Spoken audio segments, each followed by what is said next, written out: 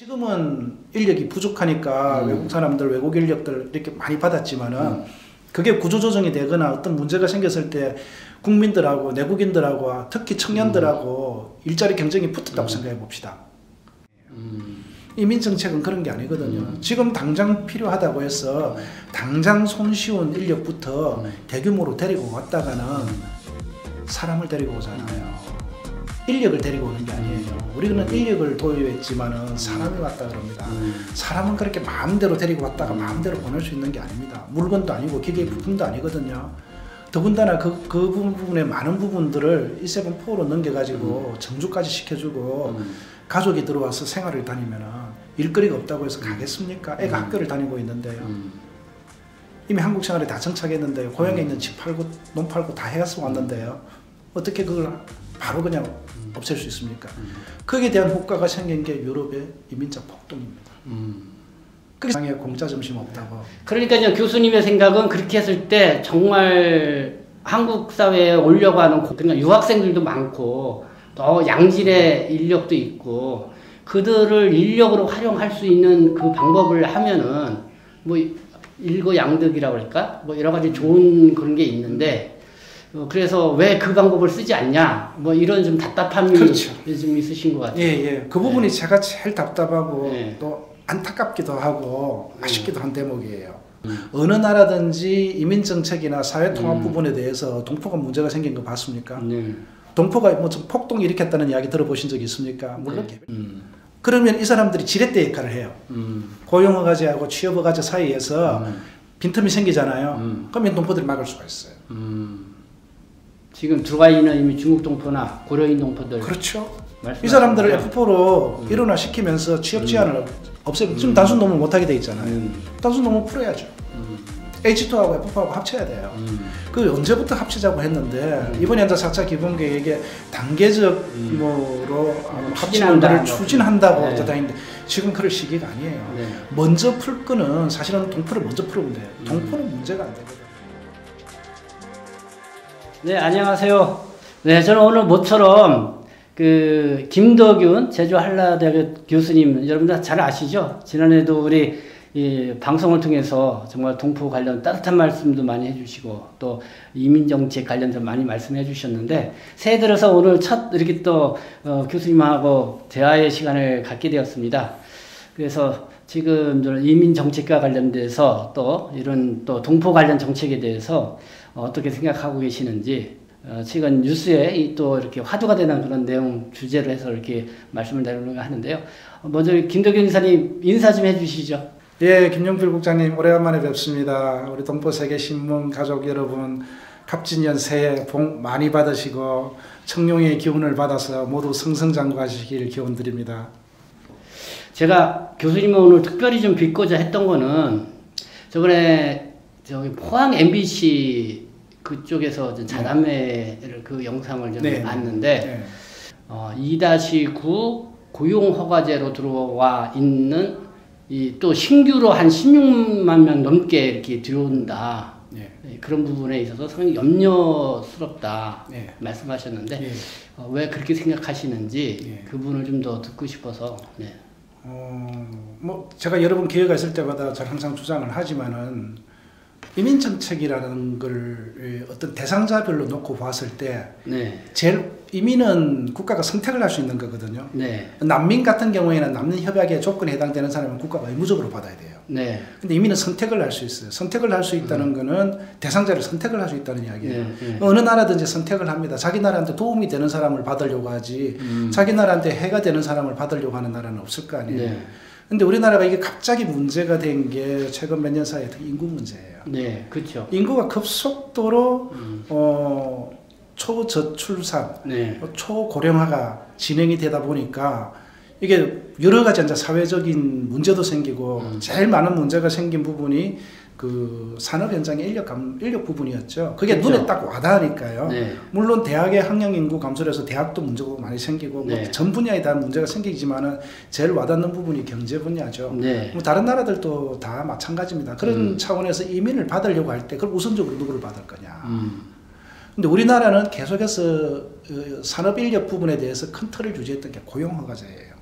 고용허가제. 고용허가제 우리 동포들도 H2라는 비자가 고용허가제 특례거든요. 네. 고용허가제 틀 속에 들어가 있습니다. 네. 그래서 고용허가제 중심으로 움직이다 보니까 고용허가제는 특징이 있습니다. 단기순환입니다. 단기간 체류를 하고 일정한 기간이 지나면 나갈 사람들이에요. 그러니까 네. 이민으로 받으려고 한 사람들이 아닙니다. 네. 그런데 지금 갑자기 작년부터 이게 인구 문제나 이게 인력 문제가 급격하게 줄어들다 보니까 이 고용허가제로 들어온 사람을 이민자로 받아들이겠다. 이민자로 받아들이려고 한다. 정주형으로 바꾸는 네, 거예요. 네. 이거는 굉장한 국민적 공감대도 있어야 되고요. 네. 여기에 대한 충분한 연구도 있어야 되고 네. 토론도 있어야 됨에도 불구하고 당장 물 들어올 때 노조할 사람 없으니까 급하니까 당장 받아야 된다. 그게 네. 제일 쉽게 받을 수 있는 방법이 E9 고용허가제다. 네. 이렇게 생각해서 한꺼번에 확 받아들였다가는 나중에 후과가 반드시 발생한다. 네. 그래서 그걸 항상 주장을 하고 있죠. 그렇게 2022년도까지는 많이 받아들여야 한 5만 명 한 해당. 예.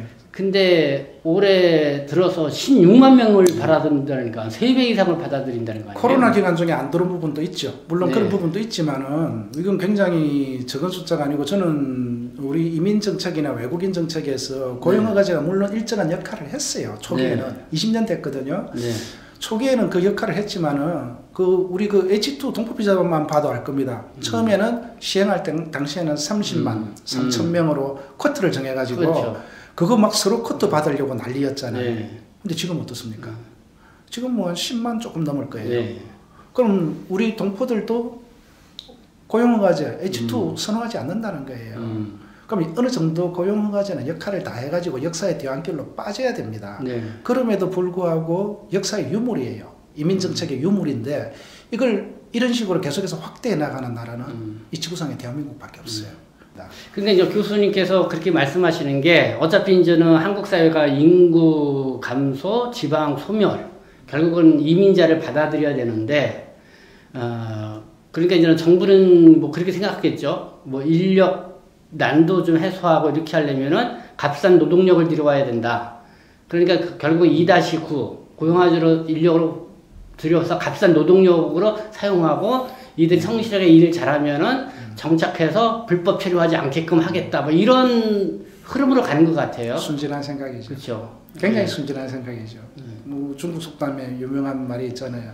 세상에 공짜 점심 없다고. 그러니까 이제 교수님의 생각은 그렇게 했을 때 정말 한국 사회에 오려고 하는 그러니까 유학생들도 많고 또 양질의 인력도 있고 그들을 인력으로 활용할 수 있는 그 방법을 하면은 뭐 일거양득이라고 할까? 뭐 여러 가지 좋은 그런 게 있는데 그래서 왜 그 방법을 쓰지 않냐? 뭐 이런 좀 답답함이 그렇죠. 좀 있으신 것 같아요. 예. 그 부분이 제가 제일 답답하고 네. 또 안타깝기도 하고 아쉽기도 한 대목이에요.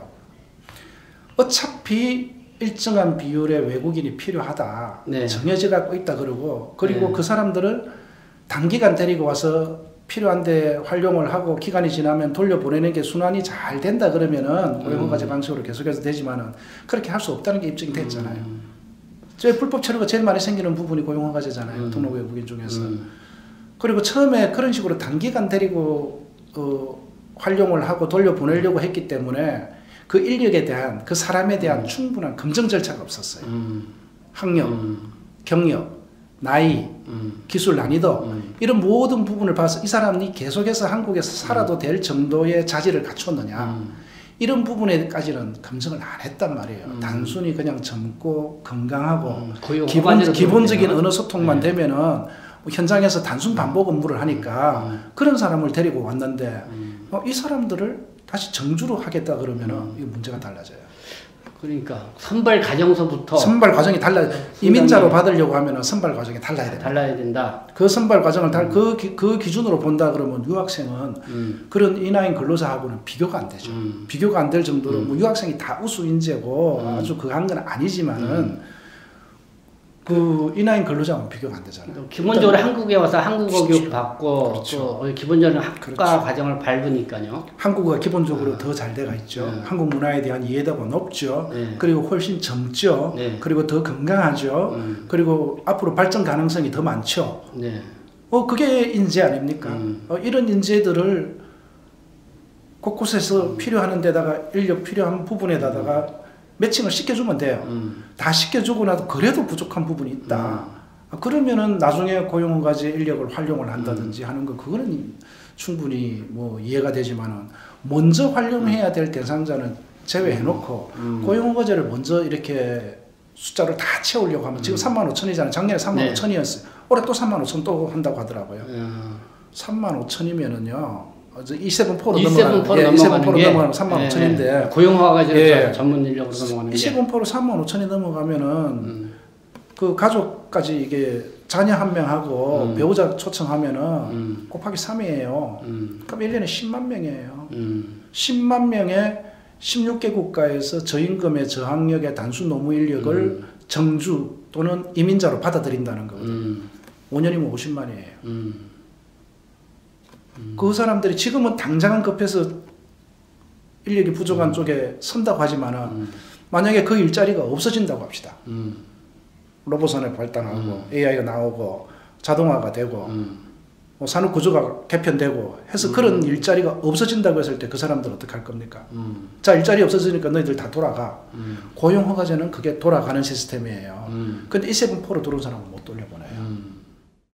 그러면은 고용허가제로 값싼 인력을 그렇게 해서 들여와서 산업 그 인력이 필요한 곳에 보내는 방식은 그 방식하고 유학생들이 지금 한 20만 명 한국에 와 있잖아요. 뭐 30만까지 늘리고 앞으로 뭐 한국에 유학으로 오고자 하는 사람들 많지만은 뭐 제가 보니까 요번에 뭐 외국인 4차 계획 보니까 유학생들한테도 좀 취업할 수 있도록 문을 좀 넓힌다고 그러면은 한국에 오려고 하는 유학생들이 많을 거라고 생각이 들거든요. 그러면은 그 유학생들을 더 많이 받아들여서 그들에게도 그렇게 일을 하게끔 넓혀주면은 그러니까 고용 허가제로 들어오는 인력 대신 유학생들이 그 역할을 해줄 수 있겠다 이렇게 판단이 드시는 건가요? 당연하죠. 그게 계속해서 하는 이야기고 지금 그 유학생들이 지금 현재 기준으로 봤을 때 한국에서 대학을 정상적으로 마친 친구들이 취업비자, 대부분 취업비자로 넘어갈 수 있습니다. 뭐 지역특화비자도 있긴 하지만은 취업비자로 넘어가는 비율이 10%가 안 돼요. 유학생들이. 그거는 취업 활동을 하고 싶은데 취업을 희망하는 사람들은 실질적으로 따지면 거의 90%가 다 취업을 희망을 할 겁니다. 여건이 안 돼서 못할 뿐이지요. 근데 막상 구직 활동하는 거를 빼놓고 직접 취업에 성공해갖고 취업의 성공보다도 취업 비자를 받는 비율이 10%가 안 된다니까요. 근데 그 유학생들이 지금 고용허가제로 들어와 있는 사람들이 일하는 그 업종에 가서 일을 그 업종도 워낙 취업이 안 되니 그 업종조차도 열어주면 하겠다. 그 업종도 열어달라라는 목소리까지 나오고 있죠. 근데 그거는 지금 안 열고 있는 거고요. 그래서 저기 뭐 지난 정부가 아니고 이미 이제 뭐 퇴임을 하셨지만은 한동훈 법무부 장관이 그 E7포 늘릴 때 그랬잖아요. 깨작깨작 늘려갖고는 효과가 없다. 그래서 산업 현장에 필요한 사람들을 획기적으로 넣어주겠다 해서 35,000을 넣은 거예요. 그러면 유학생은 깨작깨작 하는 정도라도 확대를 전체적으로 확대해주면 좋은데 유학생은 계속해서 꽁꽁 묶어놓고 E9 근로자는 획기적으로 빵 뚫어줘버리고 이게 순서가 좀 안 맞다는 거죠. 그러니까 유학생을 획기적으로 늘리고 차라리 E9에서 E7포로 넘어가는 사람은 깨작깨작 늘리는 게 맞아요. 그건 안 맞다고 봐요. 그러게요. 그렇다고 하더라도 이렇게 갑자기 3배나 많은 16만 명, 그것도 부족하다니까 또 3만 5천 명 정도는 더 들어가야 된다고 산업계에서는 얘기를 하더라고요. 갑자기 그렇게 고용허가제로 이렇게 들어온다는 거에 대해서 언론이라든가 이런 데서는 전혀 그런 거에 대해서 무감각한 것 같아요. 그 16만, 3만 이 숫자가 얼마나 그 위험한 숫자고 얼마나 많은 숫자인지를 지금은 깨닫지를 못할 거예요. 근데 인력이 부족한 부분에서는 지금 보세요. 불법체류자가 40만이잖아요. 그럼 40만이 다 그 사람들이 뭐 어디 가서 한국어 배우고 있거나 뭐 템플 스테이 하고 있지는 않을 거 아니에요. 다 거의 다 뭐 8, 90% 일을 하고 있을 거란 말이에요. 그럼 사실 산업 현장에서 필요한 사람은 3만 뭐 10몇만이 아니에요. 정상적으로 따지갖고 인구 감소하는 부분이라든지 이런 걸 다 정확하게 다 계산해 보면은 지금 저는 한 50만 뭐 많으면 100만까지도 갈 수 있다고 봐요. 뭐 3만 얼마 늘려갖고는 안 되죠. 그렇다고 해서 지금 인력이 부족하다고 해서 그 부족한 부분을 전부 외국인으로 채우겠다고 하는 건 어떻게 발상이에요. 이민 정책은 그런 게 아니거든요. 지금 당장 필요하다고 해서 당장 손쉬운 인력부터 대규모로 데리고 왔다가는 사람을 데리고 오잖아요.